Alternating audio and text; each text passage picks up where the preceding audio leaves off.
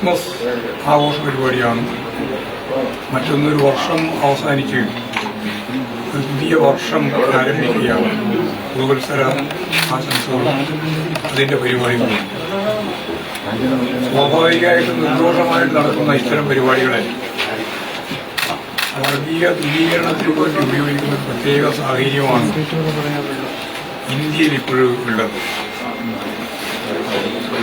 ഇന്ത്യയിലെ എല്ലാ ജനവിഭാഗങ്ങളും ആഘോഷപൂർവ്വം കൈകാര്യം ചെയ്യുന്ന ക്രിസ്മസ് ആഘോഷ പരിപാടികൾ വർഗീയവൽക്കരിച്ച് ഗവൺമെന്റ് തന്നെ ചില സംസ്ഥാനങ്ങളിൽ ഈ ആഘോഷ പരിപാടികൾ ആ രീതിയിൽ നടത്തേണ്ടതില്ല, സാധാരണ നൽകുന്ന ലീവ് എത്രയോ വർഷക്കാലമായിട്ട് തുടരുന്ന ഒന്നാണ് ഡിസംബർ 25 ക്രിസ്മസിന്റെ ഭാഗമായിട്ടുള്ള ലീവ്. ആ ലീവ് നൽകേണ്ടതില്ല എന്ന് ചില സംസ്ഥാന ഗവൺമെന്റുകൾ തീരുമാനിച്ചിരിക്കുകയാണ്. മാത്രമല്ല, അന്നേ ദിവസം ക്രിസ്മസ് ആഘോഷത്തിന് പകരം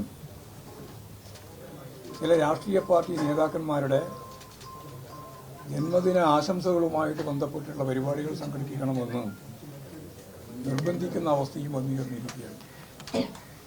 ഇവിടെ പറഞ്ഞതുപോലെ കരോൾ ഉൾപ്പെടെയുള്ള കാര്യങ്ങളിൽ കടന്നാക്രമണത്തിന് വിധേയമാവുന്ന വലിയ പ്രശ്നമായിട്ട് ഇത് മാറുകയാണ്. സത്യം പറഞ്ഞാൽ ക്രിസ്മസ് കരോൾ എന്ന് പറയുന്നത് എല്ലാ വിഭാഗങ്ങളും ചേർന്ന് നടത്തുന്ന ആഘോഷപൂർവമായ ഒരു പരിപാടിയാണ്. അതിനെപ്പോലും വർഗീയ കണ്ണുകൊണ്ട് നോക്കി കടന്നാക്രമണം നടത്തുന്ന സ്ഥിതിയാണ് ഇന്ത്യയുടെ പല ഭാഗത്തുമുള്ളത്. അതിൻ്റെ ചില പ്രതികരണങ്ങൾ കേരളത്തിൽ കൂടി ഉണ്ടാകുന്നു എന്നുള്ളത് നമ്മൾ കണ്ടതാണ്. ഇങ്ങനെയെല്ലാമുള്ള പശ്ചാത്തലത്തിൽ കേരളത്തിലെ ജനങ്ങളാകെ മതനിരപേക്ഷ ഉള്ളടക്കത്തോടുകൂടി നടത്തുന്ന ഇത്തരം ആഘോഷ പരിപാടികളിൽ പങ്കുചേരുക എന്നുള്ളത് ജനങ്ങളുടെ ഒരു പ്രധാനപ്പെട്ട ചുമതലയായിട്ട് വന്നു ചേർന്നു എന്നുള്ളതാണ് നമ്മുടെ മുമ്പിലുള്ള സ്ഥിതി. അതുകൊണ്ടാണ് ഞങ്ങൾ ഇങ്ങനെയൊരു പരിപാടി ഇവിടെ സംഘടിപ്പിക്കുന്നത്. പ്രതീകാത്മകമായിട്ട് തന്നെയാണ്. ആ പ്രതീകാത്മകത എന്ന് പറയുന്നത് എല്ലാ മനുഷ്യരും ഒത്തൊരുമിച്ച് സന്തോഷത്തിൻ്റെയും സമാധാനത്തിൻ്റെയും ദിനങ്ങളാണെന്ന് ലോകം കാണുന്ന ക്രിസ്മസ് ആഘോഷ പരിപാടികൾ, അതിൻ്റെ ആശംസ സന്ദേശങ്ങൾ, അതിൻ്റെ ഭാഗമായിട്ടുള്ള പ്രചരണങ്ങൾ ഒക്കെ നടക്കുകയാണ്. അതിൽ ഞങ്ങളും പങ്കുചേരുന്നു എന്നാണ് ഇതുകൊണ്ട് ഉദ്ദേശിക്കുന്നത്. അതേപോലെ തന്നെ പുതുവത്സരം 2025 അവസാനിച്ച് 2026 കടക്കുകയാണ്. പ്രതികൂലമായ ലോക സാഹചര്യമാണ്.